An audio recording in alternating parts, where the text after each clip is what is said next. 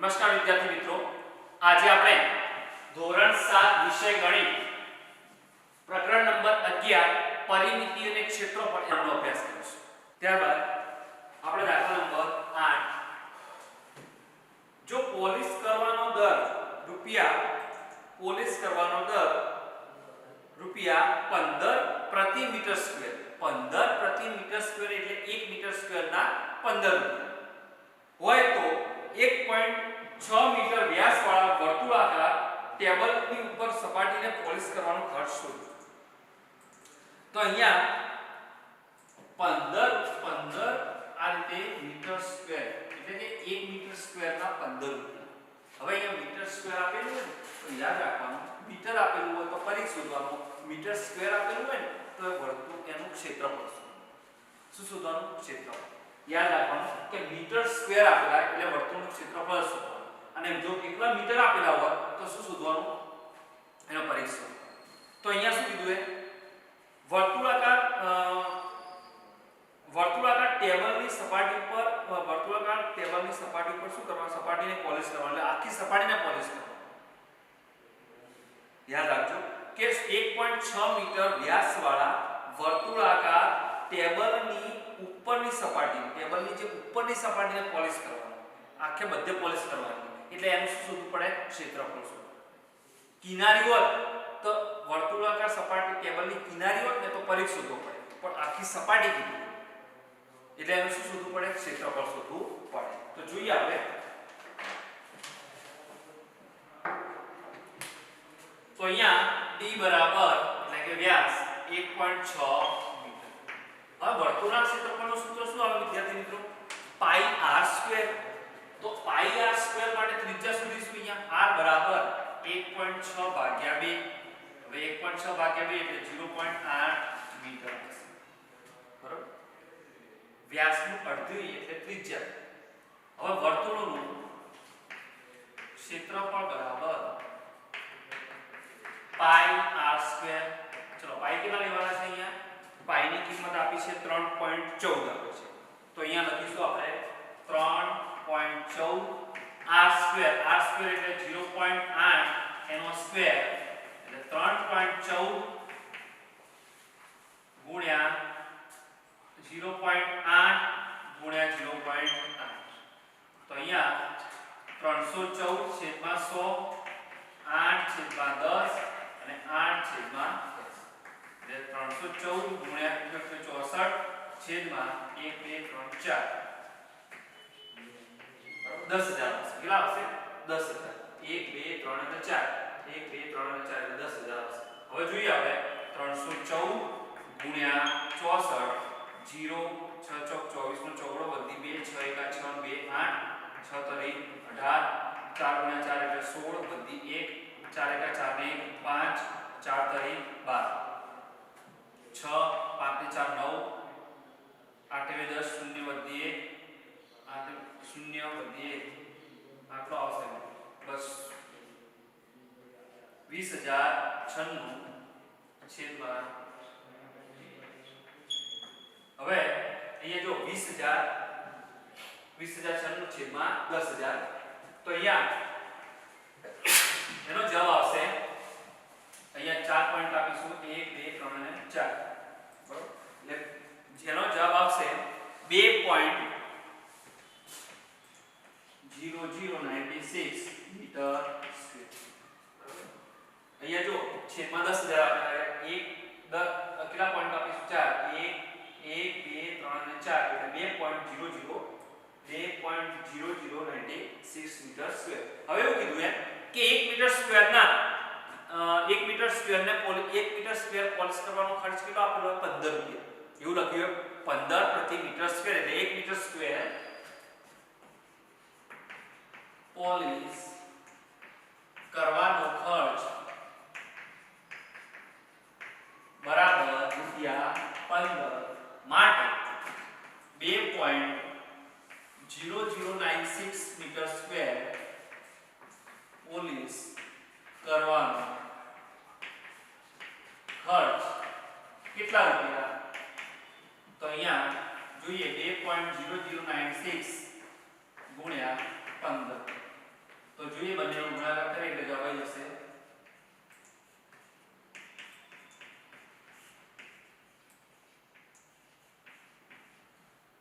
6 50 30 ની 0 વધી 3 9 50 45 45 પછી 9 50 45 ને 9 50 45 નો 5 9 50 45 નો 48 વધી 4 એટલે અહીંયા ગુણાકાર થશે 0 એટલે અહીંયા હશે 4 0 અને 5 દુ 10 0 8 ને 6 14 વધી 2 ને 10 ને 4 14 નો ચોકડો વધી 1 0 બરાબર એટલે ટી આટલું જવાબ આવશે 0 4 9 ને 10 ને 14 નો વધી 1 0 2 ને 3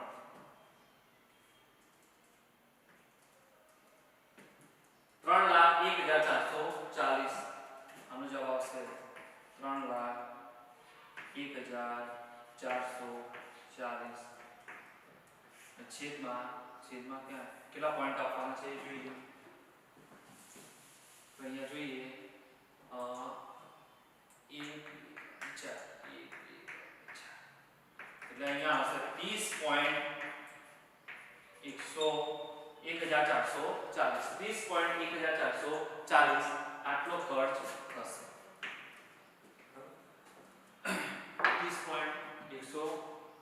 30.1440 રૂપિયા ખર્ચ થશે 1 મીટર સ્ક્વેર પોલિશ કરવાનો ખર્ચ 15 રૂપિયા તો વર્તુળનું ક્ષેત્રફળ કેટલું આવે 2.0096 તો ગુણ્યા 15 કર્યા તો 3,01,440 આયા પણ અહીંયા દશાંશ ચિહ્ન કાપવાના હતા 4 એટલે અહીંયા 4 કાપ્યા તો 30.1440 રૂપિયા આવે તો આ રીતે આપણે દાખલો ગણી શકીએ ત્યારબાદ નેક્સ્ટ દાખલો જોઈએ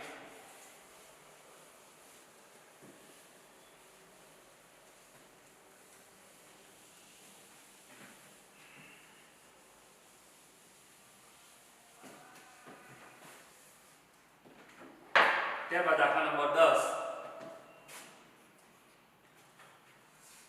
14 સેન્ટીમીટર સ્ક્વેર ત્રિજ્યાના વર્તુળાકાર પુઠ્ઠામાંથી આકૃતિ પણ આપેલી છે દાખલા નંબર 10 14 સેમી ત્રિજ્યાવાળા વર્તુળાકાર પુઠ્ઠામાંથી 3.5 સેમી ત્રિજ્યાવાળા બે વર્તુળ અને 3 સેમી લંબાઈ અને 1 સેમી પહોળાઈનો એક લંબચોરસ કાપવામાં આવે છે બાજુની આકૃતિમાં દર્શાવેલું છે તો બાકીના પુઠ્ઠાનું ક્ષેત્રફળ શોધો તો જોઈએ આપણે તો એક વર્તુળાકાર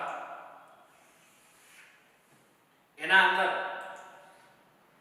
આટલો ભાગ કાપી દીધો એક વર્તુળાકાર 14 સેમી ત્રિજ્યાવાળું વર્તુળાકાર પુઠ્ઠું હોય આ 14 સેમી ત્રિજ્યાનું વર્તુળાકાર પુઠ્ઠું એમાંથી બે વર્તુળ 3.5 સેમી ત્રિજ્યાવાળા બે વર્તુળ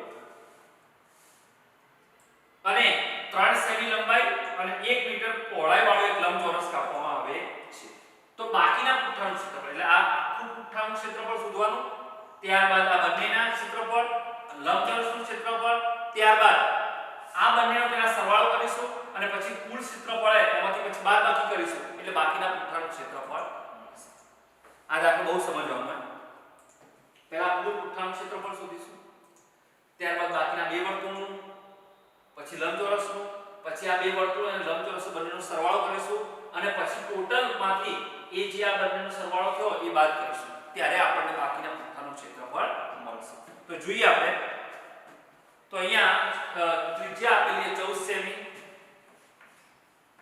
r બરાબર 14 સેમી તો અહીંયા પહેલા વર્તુળાકાર પુઠ્ઠાનું ક્ષેત્રફળ શોધીશું વર્તુળાકાર પુઠ્ઠાનું ક્ષેત્રફળ બરાબર પાઈ r સ્ક્વેર ચલો પાઈ એટલે કેટલા થશે અહીંયા કેટલા લેવાના છે પાઈ 22/7 ચલો r ત્રિજ્યા એટલે આપી છે 14 સ્ક્વેર એટલે 22/7 14 ગુણ્યા 14 7 * 14 એટલે 22 * 44 ગુણ્યા 14 તો અહીંયા લખીશું 44 ગુણ્યા 14 કેટલા થશે 440 176 6 11 1 616 616 સેન્ટીમીટર સ્ક્વેર. ચલો ટોટલ કેટલું ક્ષેત્રફળ આવ્યું? આ ટોટલ ક્ષેત્રફળ આપણે શોધવું. કારણ કે અહીંયા એવું કીધું હતું કે 14 સેમી ત્રિજ્યાવાળા વર્તુળાકાર પુઠ્ઠામાં 14 સેમી ત્રિજ્યાવાળો વર્તુળાકાર ટોટલ ત્રિજ્યા કેટલી હતી? 14 સેમી. બરોબર, 14 સેમીની ત્રિજ્યા. તો એ 14 સેમી એટલે આખા વર્તુળાકાર પુઠ્ઠાનું ક્ષેત્રફળ. હવે શું શોધીશું? બાકીના બે વર્તુળનું ક્ષેત્રફળ. તો અહીંયા લખીશું આગળ શું કીધું રકમમાં? બે વર્તુળ. તો અહીંયા લખીશું બે વર્તુળનું ક્ષેત્રફળ બરાબર 2 ગુણ્યા પાઈ r સ્ક્વેર. તો 2 ગુણ્યા 22/7. અહીંયા ત્રિજ્યા કેટલી આપેલી છે? ત્રિજ્યા 3.5 સેમી. તો અહીંયા લખીશું r બરાબર કેટલા આપેલા છે? 3.5 સેમી. r બરાબર હવે આ બંને ત્રિજ્યા કેટલી આપેલી છે? 3.5 સેમી ત્રિજ્યાવાળા બે વર્તુળ. 3.5 સેમી ત્રિજ્યાવાળા બે વર્તુળ. તો r બરાબર 3.5 સેમી. બરોબર, તો બે વર્તુળનું ક્ષેત્રફળ 2 બરાબર 2 ગુણ્યા પાઈ r સ્ક્વેર. પહેલા આપણે આખા વર્તુળાકાર પુઠ્ઠાનું ક્ષેત્રફળ શોધ્યું, ત્યારબાદ આ બાકીના બે વર્તુળ આપેલા ને એનું ક્ષેત્રફળ શોધવાનું. એટલે ત્રિજ્યા આપેલી 3.5 છે. તો બે વર્તુળ કીધા એટલે 2 ગુણ્યા આપણે એટલે અહીંયા 3.5 સેન્ટીમીટર સ્ક્વેર. ચલો 2 ગુણ્યા 22 ગુણ્યા 7 3.5 એટલે 35. 3.5 ગુણ્યા 3.5 2 ગુણ્યા 22/7 35/10 અને અહીંયા પણ 35/10. ચલો 7 પંચા 35 5 દુ 10 અને આ બે બે ઉડી ગયું.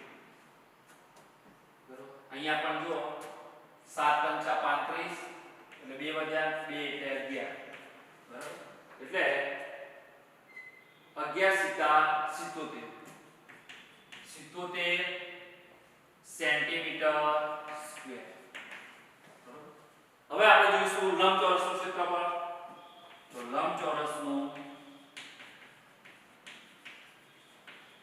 ક્ષેત્રફળ બરાબર સૂત્ર શું આવે લંબચોરસનું ક્ષેત્રફળનું? લંબાઈ ગુણ્યા પહોળાઈ. લંબાઈ ગુણ્યા પહોળાઈ. લંબાઈ કેટલી આપી છે? તો અહીંયા લંબાઈ તમે જુઓ 3 સેન્ટીમીટર અને પહોળાઈ એટલે b બરાબર 1 સેન્ટીમીટર. બરાબર, તો લંબચોરસનું ક્ષેત્રફળ લંબાઈ ગુણ્યા પહોળાઈ. લંબાઈ આપી છે 3, પહોળાઈ આપી છે 1 એટલે 3 સેન્ટીમીટર સ્ક્વેર. હવે આપણે ત્યારબાદ આગળ શું કીધું જોઈએ? હવે બંનેનો આપણે સરવાળો કરીશું. કારણ કે એક કુલ ક્ષેત્રફળમાંથી આપણે એ બાદ કરવા પડશે. એટલે અહીંયા પુઠ્ઠામાંથી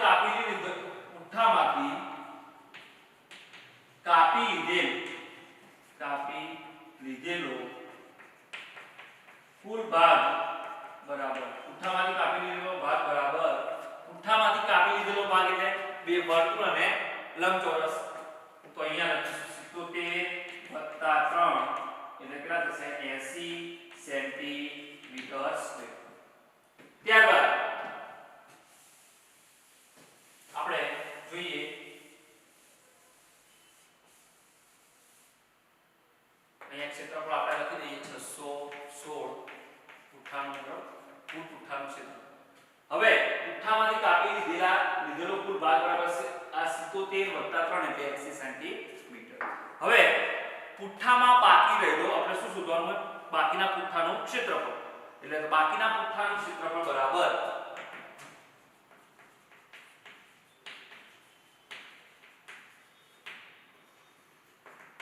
કેટલું થશે?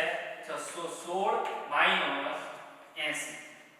તો 6 11 માંથી 8 જાય તો 3 6 11 માંથી 8 જાય 3 અને 5 536 સેન્ટીમીટર સ્ક્વેર થશે. તો કુલ પુઠ્ઠાના ક્ષેત્રફળમાંથી આ જે પુઠ્ઠામાંથી કાપી લીધેલા કુલ ભાગ હતો એનું ક્ષેત્રફળ બાદ કર્યું એટલે 536 સેન્ટીમીટર સ્ક્વેર. ત્યારબાદ આપણે નેક્સ્ટ દાખલો જોઈએ. દાખલા નંબર 12 એક વર્તુળનો પરિઘ 31.4 સેમી છે તો તેની ત્રિજ્યા અને ક્ષેત્રફળ શોધો. તો જોઈએ આપણે તો અહીંયા પરિઘ આપ્યો છે 31.4 સેમી તો એની ત્રિજ્યા શોધવાનું છે અને ક્ષેત્રફળ શોધવાનું. તો અહીંયા પરિઘ કેટલો આપ્યો છે 31.4 સેમી. તો અહીંયા વર્તુળનો પરિઘ બરાબર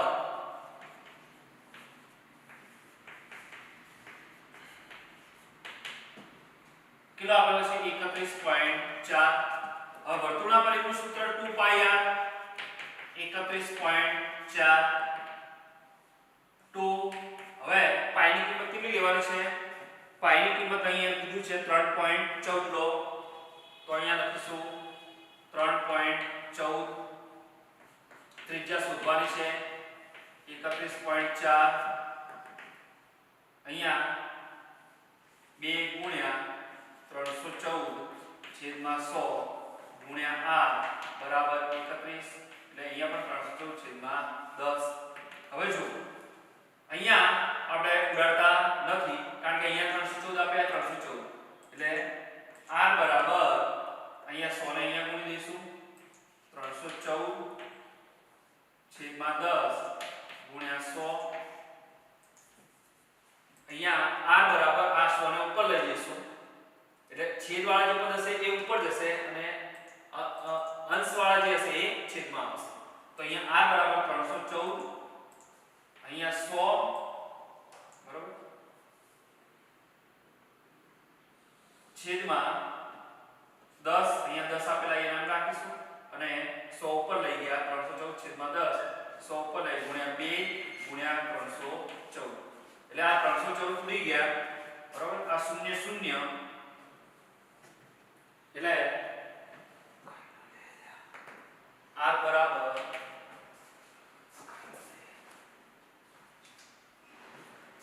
2 પંચા 10 એટલે કેટલો જવાબ આવશે 5 સેમી. અહીંયા તમે જુઓ r અહીંયા 100 અહીંયા અંશમાં લઈ ગયા એટલે 314 ગુણ્યા 100 બરાબર. આ અંશમાં લઈ ગયા ખાલી આટલું જ કર્યું. અહીંયા આ 100 ને અંશમાં લઈ ગયા 314 છેદમાં 10 એમના ગુણ્યા 100 અને 2 ગુણ્યા 314 છેદમાં આવ્યા એટલે 314 ઉડી ગયા 2 પંચા 10 એટલે 5 આવ્યા. હવે જોઈએ વર્તુળનું ક્ષેત્રફળ. તો વર્તુળનું ક્ષેત્રફળ બરાબર પાઈ r². પાઈ ની કિંમત અહીંયા 3.14 r એટલે 5 નો વર્ગ 314 ગુણ્યા 5 ગુણ્યા 5 એટલે 3.14 ગુણ્યા 25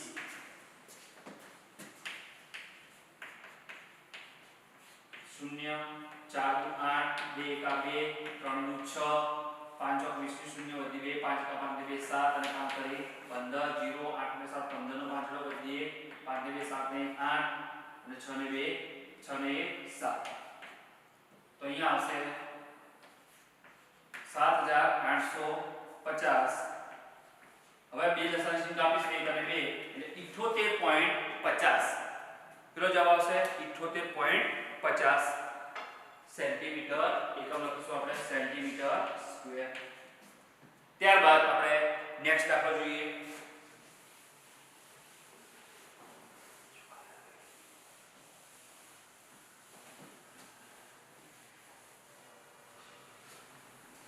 દાખલા નંબર 14.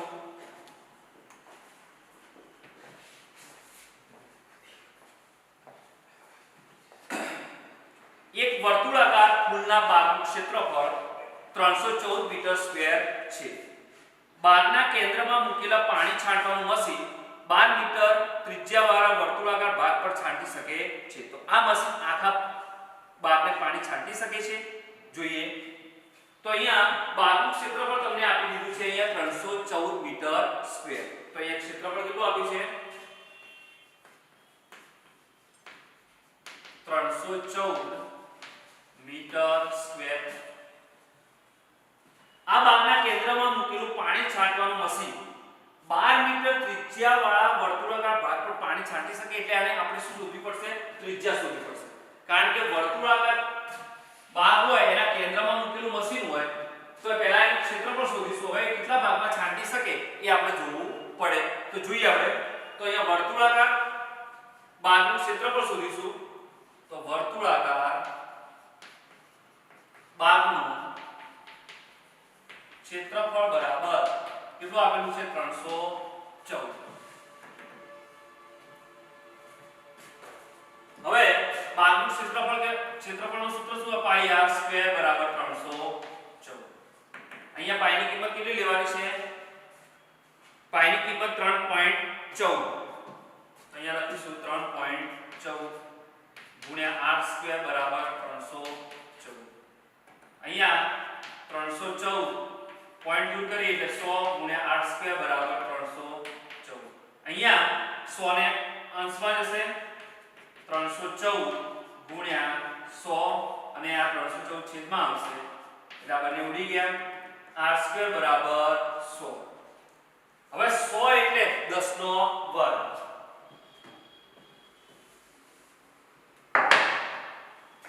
એટલે r સ્ક્વેર બરાબર 100 એટલે 10 નો વર્ગ. બંને સાઈડ વર્ગ વર્ગ આપેલો છે એટલે r બરાબર 10.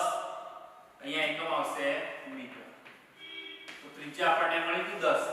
હવે જો આગળ શું કીધું તો અહીંયા કે 12 મીટર ત્રિજ્યાવાળા મશીન 12 મીટર ત્રિજ્યાવાળા વર્તુળાકાર ભાગ પર પાણી છાંટી શકે છે. 12 મીટર ત્રિજ્યા. અહીંયા ત્રિજ્યા કેટલી આવી? 10 મીટર. તો એ હા મશીન એ 12 મીટર ત્રિજ્યાવાળા વર્તુળાકાર ભાગ પર પાણી છાંટી શકે છે. બરોબર? કારણ કે ત્રિજ્યા 10 મીટર આવે એ વધુ પાણી છાંટી શકે. બરોબર? તો આનો જવાબ આવશે હા મશીન 12 મીટર ત્રિજ્યાવાળા આ મશીન આ એક મિનિટ મશીન આખા ભાગને પાણી છાંટી શકે છે.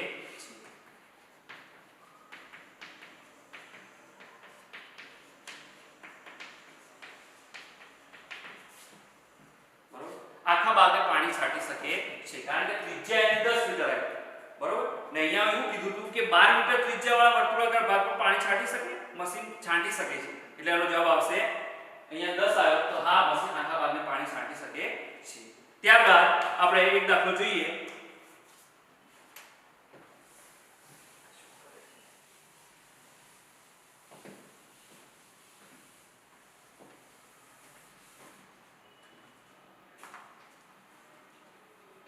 દાખલા નંબર 16.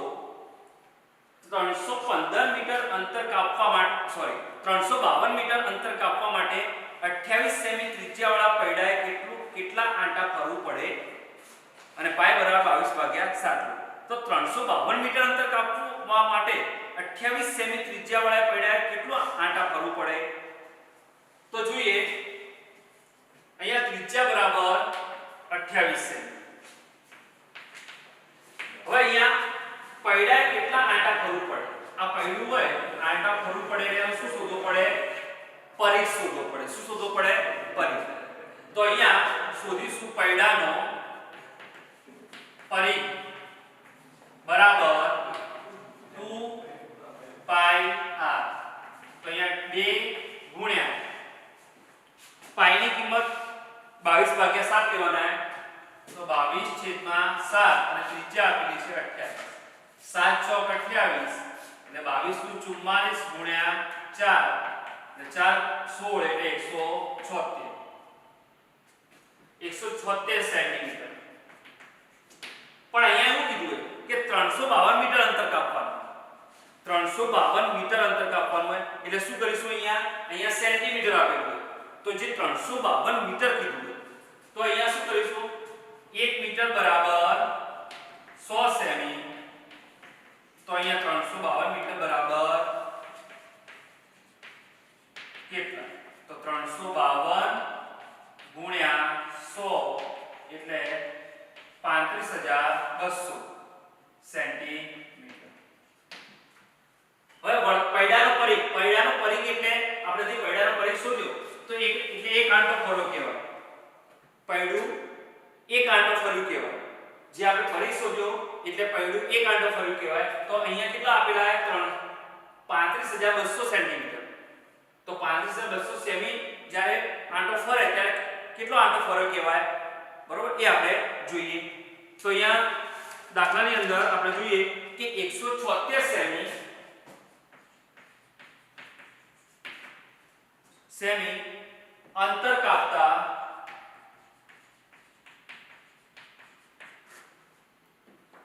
પૈડાનો આંટો બરાબર 1. 176 સેમી અંતર કાપતા પૈડાનો આંટો બરાબર 1 માટે 35200 સેમી. અહીંયા મીટર આપેલું, આપણે સેન્ટીમીટરમાં ફેરવ્યું. અંતર કાપતા પૈડાનો આંટો બરાબર કેટલું?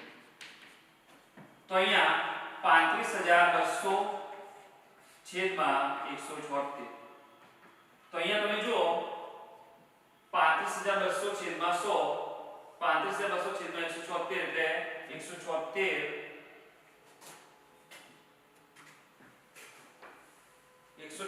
ગુણ્યા 2.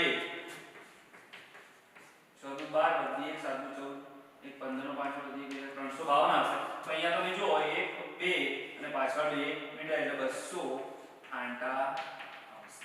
તો આ રીતે આપણે દાખલો ગણી શકીએ.